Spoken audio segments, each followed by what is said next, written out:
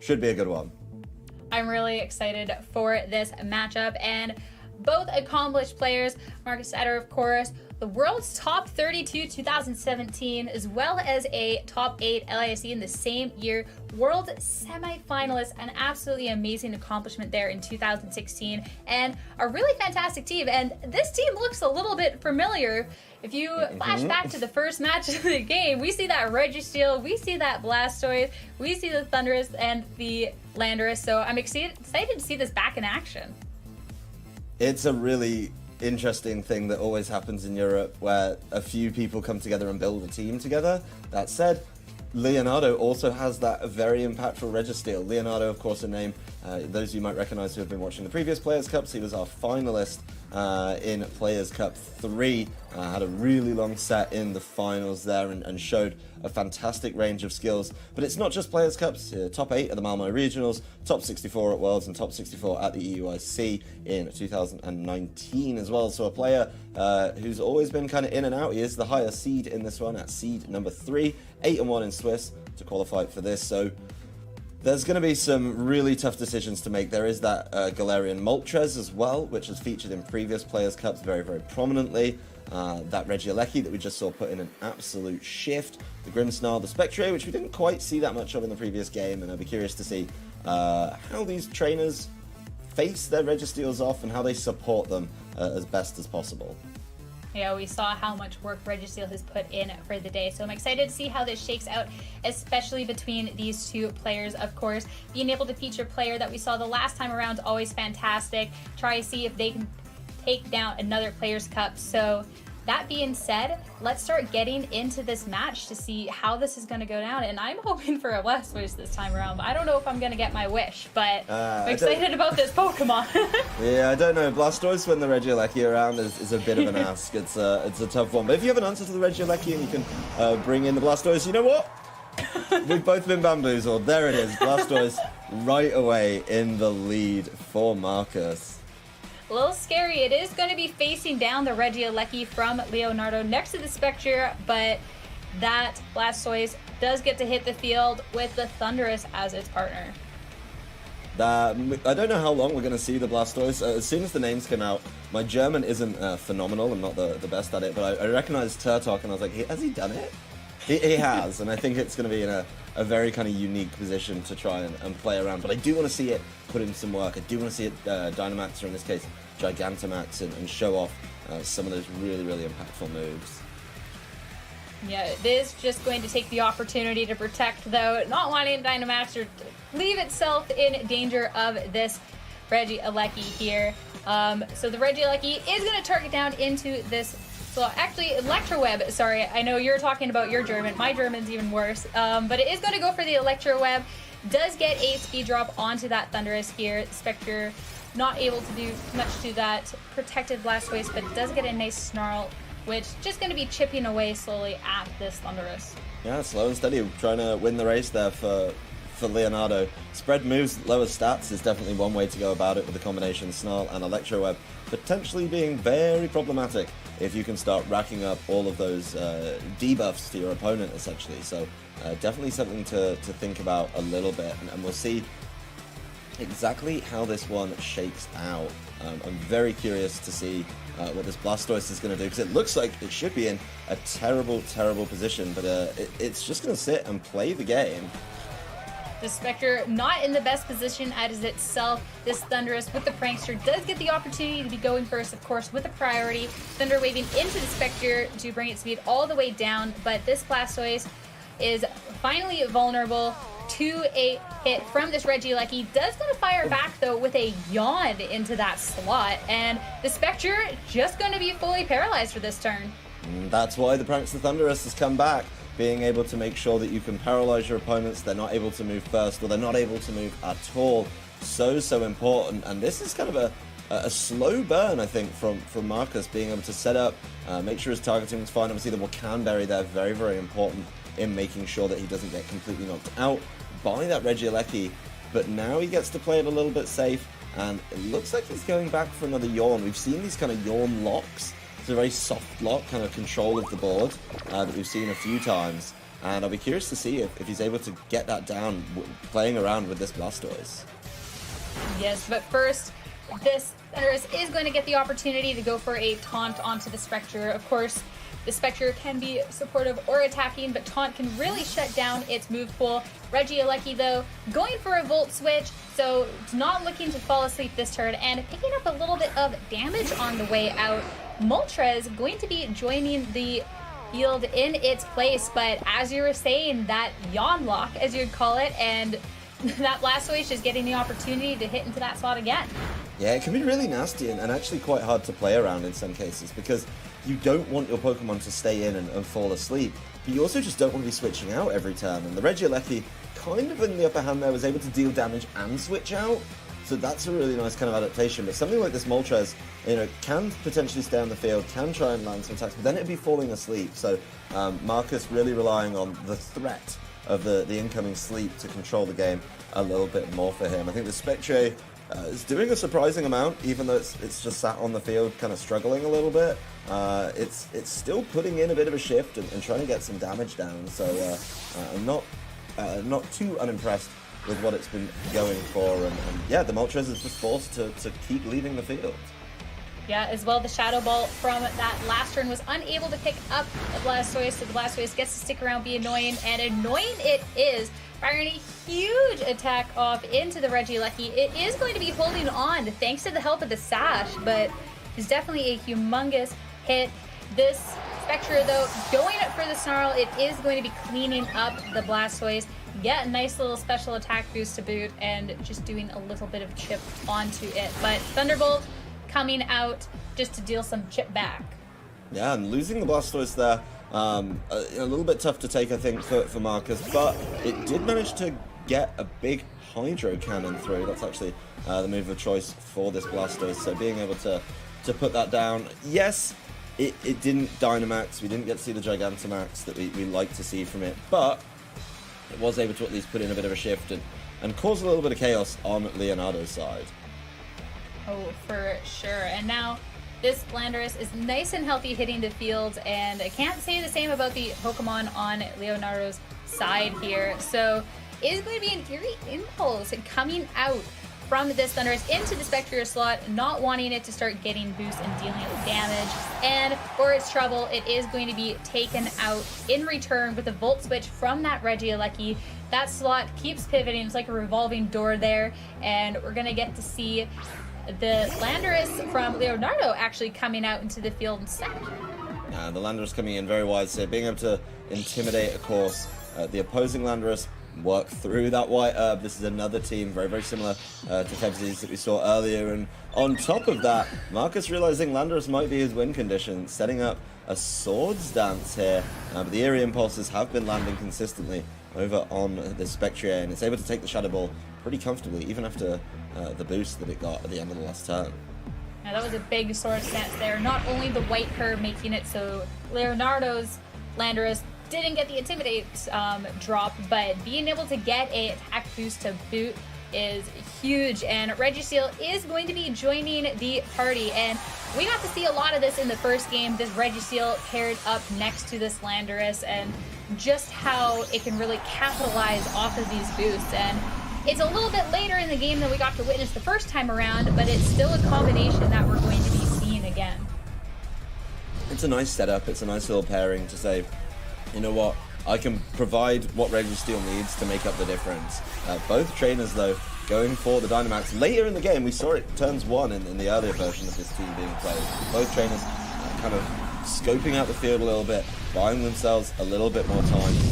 Really, really smart plays from both of them. And it's going to be Landorus on both sides, so this kind of harkens back to that first game of the day, where if you're going to have a Landorus on your opponent's side of the field throwing out max airstreams, you've got to respond with your own, else you're gonna fall behind, and I think that's exactly what Leonardo is going to try and do here, after Markus already lands his first big max airstream.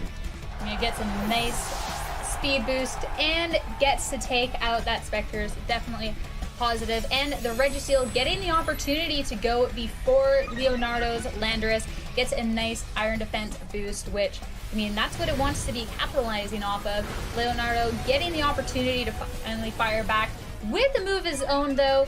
Big max airstream going into the Landorus, unable to pick up the KO, but dealing a real good amount of damage. Well, Leonardo's Landorus fighting back, making sure that the airstreams are matched. But of course, Markus is just a little bit stronger. It's been able to get that Swords Dance in and is able to do a huge amount of damage. That said, Regieleki is very, very fast. I don't know if Landorus can catch it already.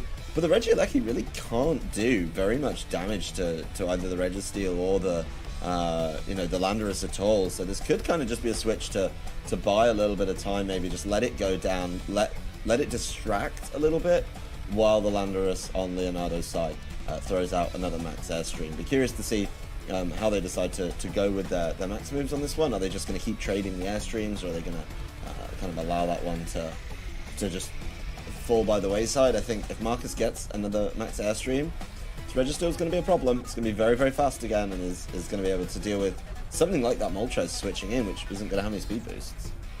Yeah, and we did get to see that Moltres, but the Moltres would not appreciate sitting here either. So Regieleki with 1 HP, gonna take its spot, is going to go for the Protect. Won't fare up against Landorus, but it would against a potential body press. And sure enough, Landorus from Markus is going to hit that airstream into Leonardo's Landorus and is dealing a good amount of damage. More importantly, getting that speed boost yet again. Landorus firing off its own airstream is going to be picking up this KO. So Leonardo is going to have potentially another turn to be going off of his max here, which is definitely valuable, and is going to be this poor little Registeel against the world. But if anything can do it, it could be this Registeel. It's a lot to ask for the Registeel, but the body press, heading into the Protect there, just not the right spot for it. I think even from that point on, you needed to make sure that the Registeel was picking up a knockout every single time. It's looking over at the stats on the other side. I think Markus knows how this one is going. A lot is being asked of brave little Registeel, and is certainly struggling a little bit to find those options. Buying some time though, landing the Protect, I mean not landing, but just using the Protect, and just seeing the kind of big storm it's going to have to weather over the next couple of turns. And to start that off will be a Max Quake from the Landorus, and despite a Protect and a defense boost, actually dealing a considerable amount of chip there through everything. So I mean, that's the thing. You just need to keep chipping down this Registeel and getting it to a more reasonable part before it can do too much back. And sure, the Landorus and the Regieleki on Leonardo's side are both extremely low, but this Registeel can only target to one thing at a time. It doesn't really want to be getting hits in return. And this Registeel doesn't really have the upper hand on the speed either because of the trade of max airstreams. Registeel still just sat in a kind of normal speed position against these two. The Landorus setting up the Swords Dance over on Leonardo's side, so he's showing off that he can do it just as well as the Registeel can. Registeel does get to move, does get to tidy up the Landorus with the body press, so being left alone while the Landorus Swords Dance was fine, but once again, it's going to be another Thunderbolt and an attack from this incoming Moltres that should just be able to wrap up the game, I think, for Leonardo. Yeah, we got to see just how much Thunderbolt was doing. Of course, Iron Defense is all good and well to raise up the defense, but unless there is an Amnesia being run, there is nothing to help out the special defense. And with 2 special attackers left on Leonardo's side, it's definitely a big ask of this Registeel, and just the amount of damage the Regieleki was able to do this time around. I don't think it could quite pull this one out, despite being such a previously seen menace. Really well respected by Leonardo to know a little bit about how this team works and respect those plays. To look at the team and go, if you let Registeel set up and get an advantage, it can run away with the game, but I'm going to respect that, I'm going to match your speed boost, which is a huge factor in the Registeel matchup, and just take you out immediately. And the Registeel is now forced into this horrible little corner where it has to try and protect and get that leftovers recovery as best it can. But it's just staring down 2 Pokemon on Leonardo's side that it should just be able to double up on it. Of course, it does get to move before the Moltres. The Moltres not given any of the speed boosts in this turn, but Regieleki does get to land an attack before getting felled. And sure enough, a huge Thunderbolt coming out is going to go down in return. I mean, it only had the 1 HP, but this Moltres is such a strong Pokemon and is going to get the opportunity to go for a Wrap here. It only had to do a little bit of damage, and it is going to be taking down that Registeel. So Leonardo taking that 1-0 right off of the bat there, but really well played by both players. The late game Dynamax especially, both being perfectly timed to trying to counter the other, is definitely a really fun match to watch. I enjoyed it. I think both trainers showing a good side of their team, showing something that their team can do, but I really have to give respect to Leonardo for not just the way he led, the way he played that end game. The double Dynamax turn from both trainers, where the Dynamaxes were important, but knowing a little bit about how the team works. Of course, he plays a Registeel of his own, does Leonardo, so he knows a little bit about how that might work. He respects it, he throws down the airstreams of his own, and doesn't let Markus run away with the game. The lead was tough, I think. Seeing the Blastoise was cool, it was a bit of a shock, but it didn't quite get to have the impact it wanted just because of the presence of the Regieleki, and I think as we get more Blastoise in the tournament, we're going to learn a whole lot more about how these trainers play around it, when they can bring it, and when it's most impactful. I know there's a good few people in Europe who have built this team, and being able to see it more and more, we should get to see better positions for it, because that one wasn't really my favorite showcase of Blastoise. No, but being able to see the yawn lock, as you call it, into the 1 slot was definitely fantastic, but surely there's going to be adjustments, so let's hop into game 2 to see what is going to be done and maybe say goodbye to our little turtle friend there. Regieleki is going to be coming back out next to that Spectre to be pressuring that potential lead, and no, that Blastoise is back next to the Thundurus, so Markus feeling confident with this and maybe just saying it needs to be played a little differently, but still feeling confident in this lead. That's something that I think, looking at it, he's going to have to make adaptations. The Wakam Berry's only there for 1 turn, and you're facing down a Regieleki for 1 or 2 turns as well. So it's certainly looking like he was confident in his selection of 4. We are going to be able to take a peep and see that, yes, he is using the same 4 Pokemon, just needs to play the setup section of the game a little bit differently. I mean, we did see in the last last match how each trainer kept bringing the 4 Pokemon and it kept being like different. So, I mean, anything can happen, especially with now these players know a little bit about the first turn and how they can switch it up. And switch it up is surely happening as the Blastoise, instead of protecting, opting to just swap in for this Landorus. Of course, Intimidate doesn't really matter, but it does offer a lot of pressure, especially onto this opposing Regieleki. And this Spectre fully susceptible to a Thunder Wave, so big move there. Regieleki just going for that Electro Web, of course, not doing anything to the Landorus, but does at least drop the speed onto the Thundurus. That's something, a lot of changes to the speed here, and the Spectre being slow was pretty impactful actually in the previous game, so was able to kind of help it out a little bit and really limit what the Spectre could do. Nice adaptation from Markus, taking a lesson from game number 1 and saying, well, you're going to throw out the Electro Web, so I'll just bring in something that doesn't deal with that at all. It seems to be kind of all eyes on Spectre here right now, lowering its speed, lowering its special attack with the Eerie Impulse, and I think there's going to have to be some options. Of course, the Regieleki kind of forced out a little bit because of the threat of the Earthquake that Landorus has for free, and Leonardo trying to find something a little more on the board a little bit earlier. For sure, at least Regieleki getting a little bit of chip on the Landorus on its way out. Leonardo getting that chance to be changing up a little bit and is bringing out his own Landorus to match. Of course, Intimidate not going to matter. We saw that White Herb in the last game, but at least offering that little bit of pressure. Be interesting to see if the Spectre gets to go for anything this time around, considering it was wholly paralyzed the last turn. And sure enough, Markus just looking to set up, going for that Sword Dance. Spectre does get the opportunity to fire off a Shadow Ball, but after an Eerie Impulse, isn't going to be doing too much.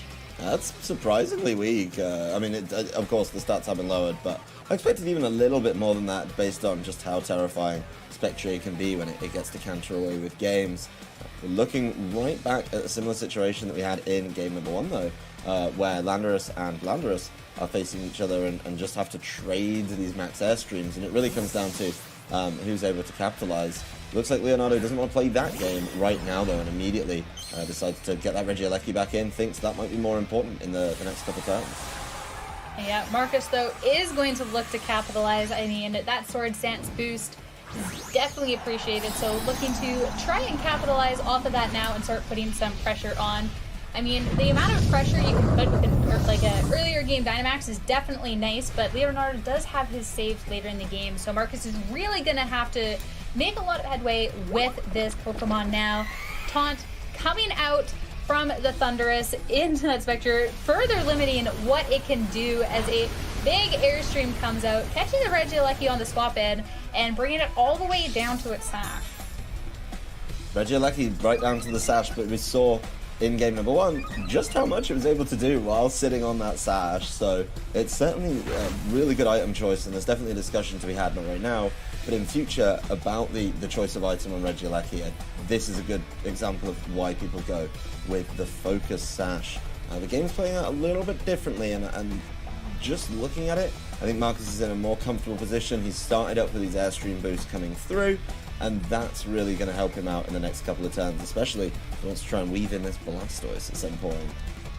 Yeah, this Blastoise, though, I mean, the Blastoise would be in a lot better position if this Regieleki is taken out, and I mean, Markus does have that opportunity. Last time the Registeel had targeted into the Regieleki Protect, but being able to still have 2 turns to max is definitely nice, and we might see the Tried and True swap into the Registeel here to start getting some speed boost. So Thunderous saying goodbye. Not too much it can do. It's already done everything it can to the Spectre. Let's be real. It's Thunder Waved it. It's Eerie Impulsed it. Not much it can do. The Registeel is going to eat up a pretty big Thunderbolt from these Regieleki though, and the Spectre in return is eating up an even bigger Airstream and is just going to be taken out. Markus getting that setup down onto the Registeel, trying to make sure it's the fastest thing around. Really nice play. Getting the knockout on Spectre too, just finally dealing with that Pokemon after bringing it to be very, very low impact throughout the course of the game. So I like this early change into the Dynamax Landorus and just being able to apply the pressure that way. A whole lot better for Markus, and a little bit more aggressive than trying to buy time with the Yawn like we saw previously. For sure. And Landorus is going to be rejoining the party, of course, does get to utilize that Intimidate, but Markus's Landorus is still sitting pretty at a +1 here and still has a full turn of max to be capitalizing off of, but Leonardo has the opportunity to still have all 3 turns of his max. It hasn't used a Dynamax yet, so it could be the Landorus, could be the potential 4th Pokemon in the back, which I would imagine is the Moltres again, but the problem is by the time he goes for it, there's already going to be 3 speed boosts over on Markus's side, so he could just be a little bit behind the curve to try and truck on through this one. That said, Dynamax can always change things up, big impactful hits really, really quickly, and yeah, this is the time. Get it going, and I think start matching those speed boosts, important for Leonardo. Yeah, not wanting Markus's Landorus to run away with the game and having to match, and we saw it last time just how important it was for the Landorus to be matching the Airstream boost. So this one doesn't have the Sword Stance boost like Markus's, but Landorus is still such a strong Pokemon, can put in some heavy damage, and is going to take a lot of damage from the Airstream, but still comfortably hanging on. But it will get the opportunity to fire back, and this Registeel is going to be taking another big Thunderbolt from this Regieleki, but it at least gets the trade here, goes for that body press for a whopping 1 HP and critical hit just for the memes there. Yeah, the critical hit, probably not the most impactful one we've seen, but it does mean that he gets to finally take the trade here and land the knockout blow on the Regieleki, which has been keeping his Blastoise off the field for the duration of the game. Leonardo is really forced here into just playing around this Landorus. His Landorus has to start matching those speed boosts. Of course, he has 2 more turns of Dynamax, and Markus's, as soon as we see this 4th Pokemon, is about to end. So, really kind of well-controlled game here from Markus. Landing all 3 of your max Airstreams, really important. And now, as long as he can keep these 2 on the field to use them for a little bit, should be in a great position if there is a way for Leonardo to start cleaning up and looking at the board. both Pokemon are very, very low, this could turn really quickly, and I think Leonardo is just so comfortable with this back two as a combination. Things could get turned on their head very, very quickly here. Yeah, the Landorus was able to put in a lot of work, but unfortunately the staggered max can definitely pose an issue, and the fact that the Landorus on Leonardo's side can still go for the Airstream, still get those spews is definitely dangerous, and nothing is necessarily really safe to protect here. Markus waiting until right in the last second to lock in, really debating what can be done here. Fortunately, looks like a timeout, and going for that Earthquake, not going to do anything on Leonardo's side. I mean, we're just talking about how impactful this is going to be, and a timeout being even more impactful. Unfortunately, Landorus taking down its buddy, being taken down in return, and I mean, there's still two Pokemon in the back, but that is not a fantastic thing at all for Markus. No, the Earthquake is the top slot on his Landorus, and that, you know, umming and ahhing can cost you in some of these games. This is getting really dangerous now, as that's the first speed boost down over onto the Moltres. Of course, you know, not taking any damage in that turn either, because the Earthquake against two flying types just isn't the play you want to make. We are going to get another peep at the Blastoise, but it's not going to be able to Dynamax. It's going to be in a very unique position, and this Landorus on its last turn of Dynamax for Leonardo, you know, really able to start putting in work, I think. Yeah, this is definitely a bad situation turned worse. I mean, with the Registeel and Landorus, they were low, but there is still stuff to be happened. But after that timeout, I mean, Markus is definitely put on the back foot here, and the fact that Leonardo still has a fully healthy Moltres, and Moltres is such a strong Pokemon by itself, and still another turn of max is definitely unfortunate. And I mean, Leonardo has the opportunity with the speed to start running away with things, but Blastoise just trying to stay safe, just trying to wait out the last turn of this max, not wanting to be taking this max Quake, and that is where this Landorus is going to be like attacking into, so at least it gets to stick around comfortably for next turn. Well, that was a big loss, even going back to that Earthquake turn where, you know what, those are your Pokemon that were set up with the speed boosts and the defense boosts, and those were the ones you needed to try and tidy up the game. But the now it very quickly turns where Leonardo is the one with the kind of advantageous speed positioning, and is going to be looking to take advantage of that. Think of how bulky Moltres can be. I mean, it's a super effective hit, but it's just not going to be enough to take it out and fell it. It's still the fastest thing on the field, and it's feeling pretty good about its position on the board now. Not only that, it has the speed boost, but the weakness policy, so it's all said and done as Markus does look to be throwing this one over to Leonardo. So Leonardo is going to take it in